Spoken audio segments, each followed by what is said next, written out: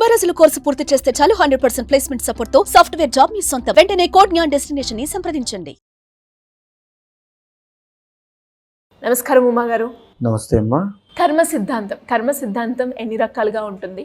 అదే మనం చూసుకున్నట్లయితే పురుషుల్లో మకర రాశి వారికి వారు ఏ రకంగా కర్మను అనుభవిస్తున్నారు, దానికి తగ్గట్టుగా ఎవరైనా కూడా పరిష్కారం చేసుకోవాలి, పరిహారాలు చేసుకోవాలి అనుకునే వాళ్ళు ఏ రకంగా ఉంటుందంటారు గురుగారు? ఏదైతే మన కర్మ సిద్ధాంతంలో ముఖ్యంగా చెప్పబడినటువంటి 3 కర్మలు సంచిత, ప్రారబ్ధ, ఆగామి కర్మలు. ముందుగా సంచిత కర్మ అని అంటే మనం ఏదైతే ఈ జీవాత్మ ప్రారంభమైందో అంటే కొన్ని వందల జన్మలు అవ్వచ్చు, కొన్ని కోటి జన్మలు అవ్వచ్చు, అప్పటి నుంచి మనం మూట కట్టుకున్నటువంటి పాపమైన పుణ్యమైన కర్మ కింద వస్తుంది. దాంట్లోంచి భాగంగా మనం ఇప్పుడు అనుభవించేటువంటి కర్మ అంటే ఈ బాధలు ఎంతో కొంత దాని నుంచి అనుభవిస్తూ ఉంటాం, అది సంచిత కర్మ. దీంట్లోనే మన వంశపారంపర్యంగా వాళ్ళు చేసినటువంటి కర్మలు కూడా మనం అనుభవించాల్సి వస్తుంది. సంచిత కర్మ అంటే ఉదాహరణకి కాలసర్పదోషం తీసుకున్నారనుకోండి. కాలసర్పదోషం మనం ఏం చెబుతూ ఉంటాం, ఇది మీ వల్ల మాత్రమే వచ్చింది కాదమ్మా, మీ వంశపారంపర్యంగా మీ అమ్మమ్మ గారికో, నానమ్మ గారికో, తాతయ్య గారికో వాళ్ళందరికీ ఉంది, దానివల్ల మీకు కూడా సంక్రమించింది అంటే వంశపారంపర్యంగా వచ్చే కర్మని కూడా మనం అనుభవించాల్సి వస్తుంది. అది కర్మ, అది దాన్ని సంచిత కర్మ అని అంటారు. ఇక దీంట్లో రెండవది ప్రారబ్ధ కర్మ. ప్రారబ్ధ కర్మ అని అంటే ఏదైతే ఇప్పుడు మనం ఈ దేహము ఈ జీవాత్మ ఎత్తిన తర్వాత ఏదైతే పనులు చేస్తూ ఉంటామో వాటిని ప్రారబ్ధ కర్మ అంటారు. ఉదాహరణకి మనం చేత్తో ఏదైనా దానం చేసాం అనుకోండి, ఒక సహాయం చేసాం అనుకోండి, తిరిగి సహాయం పొందుతాం. లేదు ఎవరైనా కొట్టాం అనుకోండి, తిరిగి మనం ఆ దెబ్బ తింటాం. లేక ఒక నిప్పును ముట్టుకున్నాం అనుకోండి, అది మనకి కాలుతుంది. అది ప్రారబ్ధ కర్మ. ఆ ప్రారబ్ధ కర్మ మన బుద్ధిని అనుసరించి ఉంటుంది. మన బుద్ధి భగవద్ ఆరాధన మీద ఆధారపడి ఉంటుంది, మన ఆచార వ్యవహారాల మీద ఆధారపడి ఉంటుంది. మనం యాస్ట్రాలజీ చెప్పినప్పుడు ఈ జాగ్రత్త తీసుకోండి, ఈ యొక్క వాహన ప్రమాదాల విషయంలో జాగ్రత్త, ఈ ఆరోగ్య సమస్యల విషయంలో జాగ్రత్త అని ఎందుకు చెప్తామంటే మన చేతులారా మనం కొన్ని జాగ్రత్తల ద్వారా కొన్ని కర్మల నుంచి తప్పించుకోవచ్చు. అదే ప్రారబ్ధ కర్మ. ఇక మూడవది ఆగామి కర్మ. అంటే ఇప్పుడు మనం ఏదైతే పుణ్యము కానీ పాపము కానీ చేస్తామో దీనికి ప్రతిఫలంగా, దీనికి రిఫ్లెక్షన్గా రాబోయేటువంటి రోజుల్లో కానీ, రాబోయేటువంటి సంవత్సరాల్లో కానీ, రాబోయే జన్మలో కానీ పుణ్యాన్ని పాపాన్ని మనం అనుభవించాల్సి వస్తుంది. దాన్నే ఆగామి కర్మ అంటారు. అంటే ఇన్ ఫ్యూచర్ అని అర్థం. కాబట్టి ఇప్పుడు మనం చేసే కర్మ రాబోయే మన జీవితాన్ని డిసైడ్ చేస్తుంది. కాబట్టి ఆగామి కర్మ కూడా కర్మ సిద్ధాంతంలో చెప్పబడింది. ఈ యొక్క కర్మలు అనేటువంటిది మనకి మాత్రమే కాదు, మానవులకి మాత్రమే కాదు, యక్ష కిన్నర కింపురుష దానవ మానవులందరికీ, పక్షులకి, మృగాలకి అందరికీ వర్తిస్తుంది. ప్రతి జీవరాశి 84 లక్షల జీవరాశులు ఈ కర్మ సిద్ధాంతంలో ఉంటారు. ఈ రోజు నేను ఈ జన్మ ఎత్తచ్చు, ఇంత సౌకర్యవంతమైన జీవితాన్ని, ఇంత సౌకర్యవంతమైన కుర్చీలో ఇంత బట్టలు ఉన్నాయి, నాకు పెట్టుకోవడానికి ఒక వాచి ఉంది, చూడడానికి కళ్ళు బాగానే పనిచేస్తున్నాయి, వినబడుతున్నాయి, మాట్లాడగలుగుతున్నాను, ఇవంతా ఉంది అంటే ఎంతో కొంత పుణ్యకర్మ ఉంది. కాబట్టి ఇవేమీ లేని నాడు, ఇవంతా పోయిన నాడు నాకేమీ లేకపోవచ్చు. ఇదే కర్మ సిద్ధాంతము. దీనివల్ల ఇదే ఆస్ట్రాలజీకి మెయిన్ అండి. ఈ మూలమైనటువంటిది ఆస్ట్రాలజీకి కర్మ సిద్ధాంతము.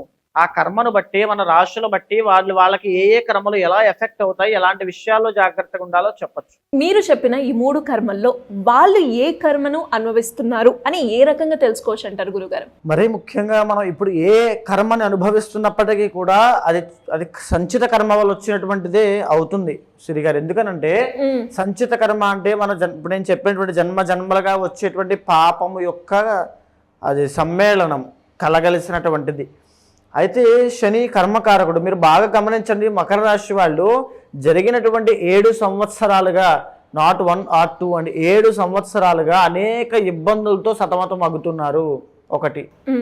నెంబర్ 1 ఏంటంటే డబ్బులు నిలబడక ఎంత కష్టపడుతున్నారో అంత డబ్బులు అలా వెళ్ళిపోతున్నాయి. వేరే వాళ్ళకి వెళ్ళిపోతాయి, హాస్పిటల్స్కి వెళ్ళిపోతాయి, ఏదో వివాదాలకు వెళ్ళిపోతాయి, అనవసరంగా ఖర్చులు అయిపోతాయి. ఒకటి. రెండవది కుటుంబపరమైన ఒత్తిడి, చిక్కులతో ఎన్నో రకాల ఇబ్బందులు. మూడవది అనుమానాలు, అవమానాలు. ఆడవాళ్ళకి మ్యారీడ్ లైఫ్లో అనుమానాలు, మగవాళ్ళకి బయట అవమానాలు వీటి విషయంలో. తర్వాత 4వది విపరీతమైనటువంటి ఆరోగ్య సమస్యలు. జరిగినటువంటి 5 సంవత్సరాల క్రితం వీళ్ళకి తల దగ్గర నుంచి వచ్చేటువంటి ఊపిరితిత్తుల దాకా వచ్చేటువంటి ఆరోగ్య సమస్యలు. ఆ తర్వాత నుంచి గత 3 సంవత్సరాలుగా వీళ్ళకి ఈ యొక్క ఊపిరితిత్తుల దగ్గర నుంచి మోకాళ్ళ దాకా వచ్చే ఆరోగ్య సమస్యలు, వాహన ప్రమాదాలు, ఇబ్బందులు, ఆస్తి అమ్మేయడం లాంటివి, లేకపోతే వివాదాలని పెద్ద మనుషుల దాకా పెట్టుకోవడం, న్యాయపరమైన చిక్కులు, ఇలా 1 కాదు 2 కాదు ఆర్థికపరమైన ఇబ్బందులు, రుణబాధలు, వీళ్ళు ఎవరికో డబ్బులు ఇస్తారు, వాళ్ళు మోసం చేస్తారు, వీళ్ళు వేరే వాళ్ళని అడగలేరు, వాళ్ళు డబ్బులు ఇవ్వరు, వీళ్ళకి అవసరం ఉంటుంది. ఇలా ఎన్నో రకాల ఇబ్బందులతో వీళ్ళు ఇప్పటిదాకా ఇబ్బంది పడ్డారు బికాస్ ఆఫ్ కర్మ. ఎందుకంటే శని, ఏలినాటి శని అనేటువంటిది నడుస్తుంది. ఏలినాటి శనే కదా అనుకోవచ్చు మనము. అదంతా ఎందుకు అనుభవించాలి? ఏలినాటి శనిలో అంటే కర్మ ఉంది కాబట్టి అనుభవించాలి. ఆ కర్మ అనేది లేకపోతే ఏ గ్రహాలు మనల్ని ఏమీ చేయవు. మగవాళ్ళకి మరీ ముఖ్యంగా ఈ రాబోయేటువంటి మార్చి 30వ తర్వాత మీకు ఏలినాటి శని వెళ్ళిపోబోతోంది.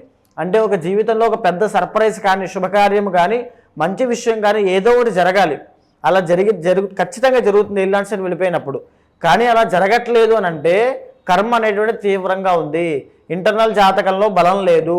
అంటే ఎప్పుడైతే గ్రహాలన్నీ కూడా వీక్ పొజిషన్స్లో ఉంటాయో, వీక్ ప్లేస్మెంట్స్లో ఉంటాయో, వీక్ కాంబినేషన్స్తో కలిసి ఉంటాయో, లేదా కాలసర్పదోషం లాంటివి, మ్యారీడ్ లైఫ్లో ఇబ్బందులు రావడానికి, నిజానికి సంతానం లేని వాళ్ళకి ఏలినాటి శని వెళ్ళిపోతున్నప్పుడు ఖచ్చితంగా సంతానం కలుగుతుంది. ఈ మాట గుర్తుపెట్టుకోండి. వివాహం ఇప్పటి వరకు కాలేదండి, ఖచ్చితంగా ఏలినాటి శని వెళ్తున్నప్పుడు సంతాన యోగం కనబడుతుంది. ఇంటర్నల్ జాతకంలో యోగం ఎంతో కొంత కాస్తో కోస్తో అనుకూలిస్తే ఖచ్చితంగా అది కనబడుతుంది. ఇక మూడవది, ఎవరికైతే సెటిల్మెంట్ లేదో వాళ్ళకి ఏలినాటి శని వెళ్ళిపోతూ ఖచ్చితంగా దారి చూపించి వెళ్ళిపోతుంది ఇంటర్నల్ జాతకంలో బలంగా ఉన్నప్పుడు. అదేవిధంగా మీకు ఆ మార్పులు ఏమీ కనబడకపోయినా, మాకు అలాంటి మార్పులు ఏమీ కనిపించలేదు అనుకున్నా కారణము కర్మ. ఇంటర్నల్ జాతకంలో బలం లేదంటే కారణము కర్మ అనేటువంటిది ఇబ్బంది. ఇప్పుడు అలాంటి మార్పులు మీకు కావాలి అని కోరుకునే వాళ్ళు ఎవరైనా సరే జాతకంలో ఏదైతే గ్రహాలు బాగా లేదో వాటికి సంబంధించి శాంతులు చేసుకోవాలి, లేదా ఏదైతే గోచారంలో ఇబ్బందికరంగా గ్రహాలు ఉన్నాయో వాటికి సంబంధించి కొన్ని ప్రత్యేకమైన పూజలు చేసుకుంటే అవి అనుగ్రహిస్తాయి. ఖచ్చితంగా స్తోత్రపారాయణ, ప్రదక్షిణలు, దానాలు, తర్వాత దర్శనాలు, ఇవన్నీ కూడా ఉపశమనం కోసమే. కానీ ఇక్కడ ఉపశమనం కాదు లెక్క. మకర రాశి వాళ్ళకి యోగం పట్టాలి. దోషం నుంచి తప్పించేది ఉపశమనం అయితే, ఉన్నటువంటి స్థాయి నుంచి గొప్ప స్థాయికి తీసుకెళ్లేది యోగము. ఆ యోగం వీళ్ళకి పట్టాలి. అలా పట్టాలి అంటే కొన్ని ప్రత్యేకమైన పూజలు ఇంటర్నల్ జాతకం చూసిన తర్వాత మాత్రమే చేయించాలి. అలా చేస్తే శని కర్మకారకుడు కాబట్టి ఆ కర్మదోషం పోతుంది, అద్భుతమైన రాజయోగం పడుతుంది. ఎవరికైనా కూడా జాతకరీత్యా సమస్యలు ఉన్నా, మీరు చెప్పిన ఏవైతే సమస్యలు వాళ్ళు ఎదుర్కొంటున్నారో దానికి సంబంధించిన పరిహారం చేసుకోవాలి అన్నా, లేదంటే శని దోషాలకి పూజలు చేసుకోవాలి అనుకునే వాళ్ళు మిమ్మల్ని ఏ రకంగా సంప్రదించాల్సిన అవసరం ఉందంటారు గురుగారు? కింద కనిపించినటువంటి కాంటాక్ట్ నెంబర్కి కాంటాక్ట్ అవ్వండి. ఖచ్చితంగా ఇంటర్నల్ జాతకం చూస్తాను. మీ యొక్క డేట్ ఆఫ్ బర్త్ కానీ, టైమ్ ఆఫ్ బర్త్ కానీ, ప్లేస్ ఆఫ్ బర్త్ కానీ 3 కావాలి. అది ఉన్న తర్వాత గోచార గ్రహచారాల సమన్వయం చేసుకున్న తర్వాత, మీతో మాట్లాడిన తర్వాత, మీ ప్రాబ్లం ఏంటో విన్న తర్వాత, మీ కోరిక ఏంటో తెలుసుకున్న తర్వాత, అది అవుతుందా లేదో తెలుసుకుని అయ్యే ఛాన్సులు ఏమాత్రం ఉండి ఏదైనా దోషాలు అంటుంటే ఏ పూజ అయినా, ఏ యాగమైనా, ఏది చేస్తే మంచి జరుగుతుందో చూసి అది చేయిస్తాను, అది జరిగేలా చూస్తాను. వీటికి శ్రీగారు ఫిబ్రవరి 26వ తారీఖు అంటే కొన్ని ప్రత్యేకమైన తిథులు కానీ, ముహూర్తాలు కానీ, రోజులు కానీ ఎందుచేత అంత విశేషంగా చెప్పబడ్డాయి అని అంటే వాటికి ఆ విలువ ఉంటుంది. ఉదాహరణకి గురు పుష్యమి ఆదివారం లాంటివి ఎన్నో.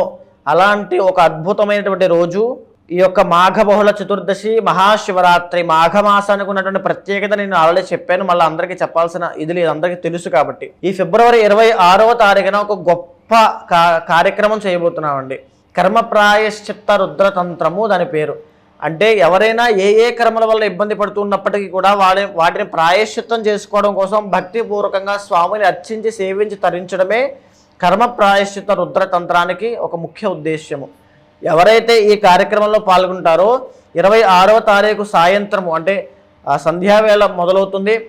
రాత్రంతా జాగారం ఉంటూ స్వామి యొక్క కైంకర్యంలో, స్వామి యొక్క సేవలో చేస్తూ, మీకు ఎలా అయితే నవవిధ భక్తి ఉంటాయో వాటి ద్వారా స్వామిని సేవించి జరిగేటువంటి కార్యక్రమ వివరణ అంతా కూడా మీకు మా వాళ్ళు చెప్తారంతా కూడా.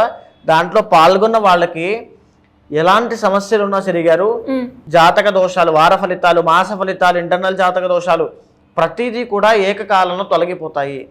కర్మ అనేటువంటిది ప్రాయశ్చిత్తం అవ్వబడుతుంది కాబట్టి అద్భుతమైన లాభాలు, సుఖ సౌఖ్యాలు, ఆనందము, కుటుంబ జీవనము అంతా కూడా సవ్యంగా జరిగి అద్భుతంగా ఉంటారు. ధన్యవాదాలు గురుగారు. నమస్తే. సుమన్ టీవీలో మీ పర్సనల్ అండ్ బిజినెస్ ప్రమోషన్స్ కోసం కింది నెంబర్కి కాంటాక్ట్ చేయండి.